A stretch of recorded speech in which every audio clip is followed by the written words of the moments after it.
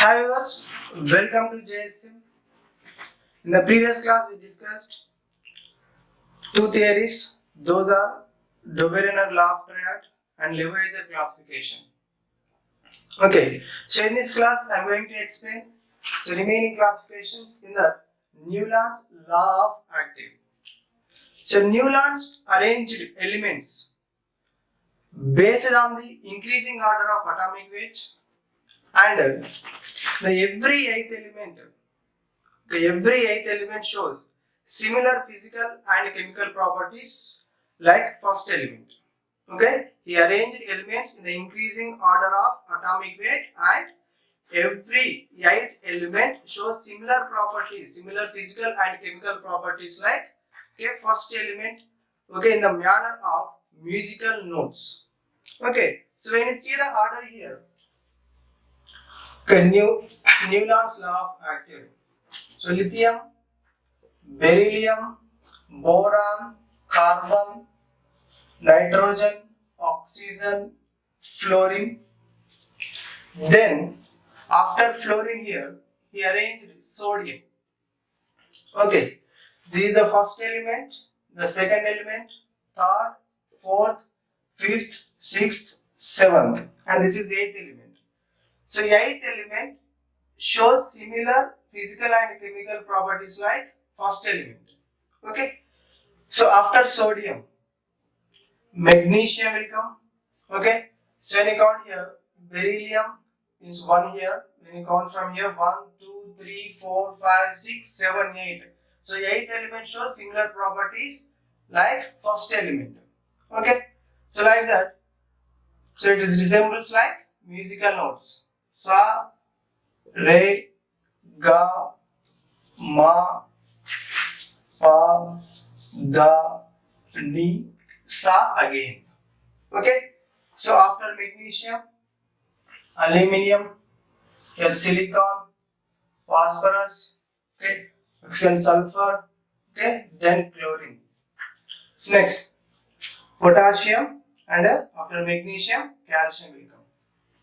Okay, so what is the Newland's law of active?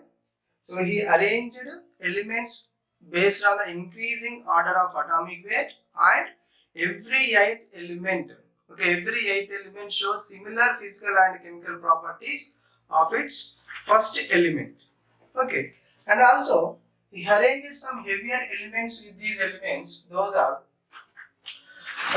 here chromium, here titanium, here manganese, iron. Okay, so if you see the chromium, titanium, manganese and iron, so these are the heavier elements. So which don't show the similar properties like remaining elements present in the same group. Okay, boron, aluminium shows similar properties, but chromium, okay, does not resemble with boron and aluminium. Carbon, silicon shows similar properties, but not titanium.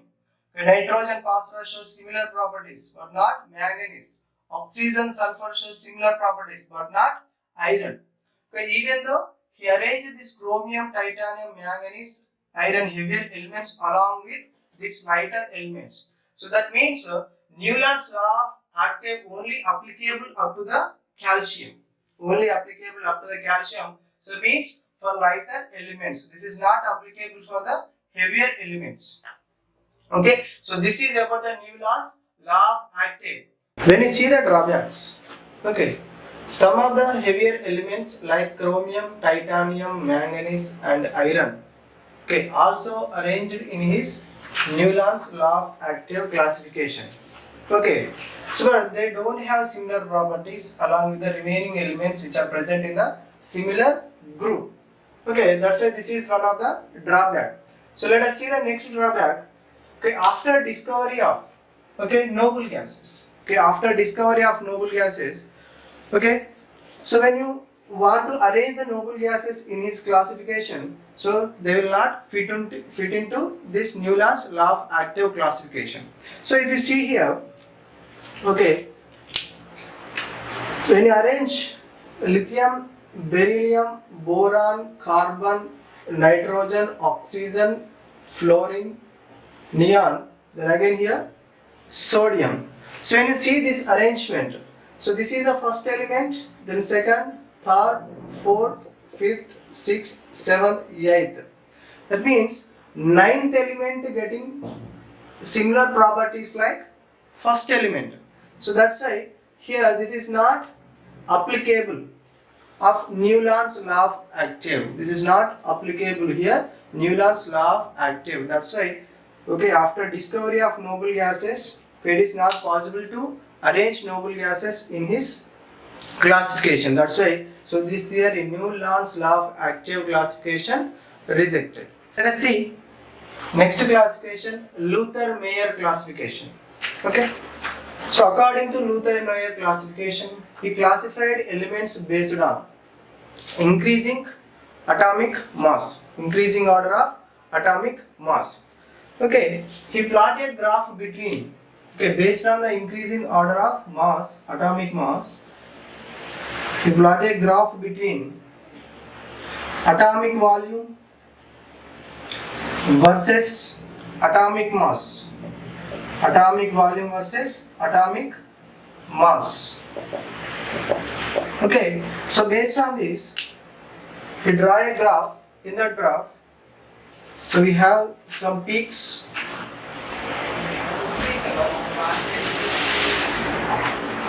Okay, here we have some peaks. In the peaks, so he arranged elements like this. At the top of the curve, at the top of the curve, alkali metals are present.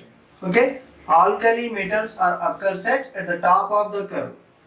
Here sodium, potassium, rubidium, cesium. Okay, sodium, potassium, rubidium, cesium present at the top of the curve.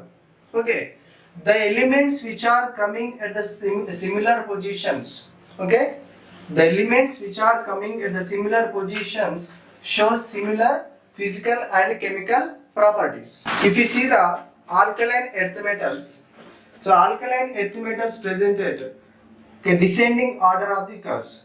This is the descending order, this one is ascending order. Okay, alkaline earth metals presented descending order of the curve here.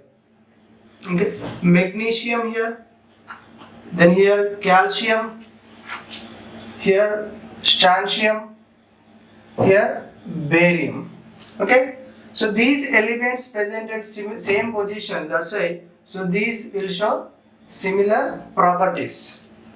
Next, if you see the halogens, halogens presented the ascending order of the curve. This is ascending order. Here fluorine, here chlorine, here bromine, here iodine. Fluorine, chlorine, bromine, iodine. Okay, presented the similar positions of the ascending order of the curve. That's why they shows similar properties. So let us see noble gases. So noble gases present just before the alkali metals.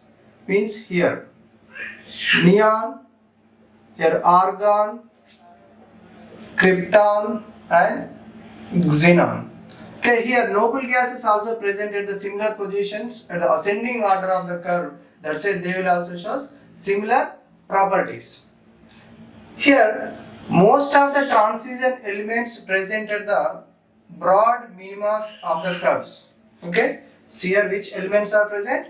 Transition elements present at the broad minima of the curve. Transition elements.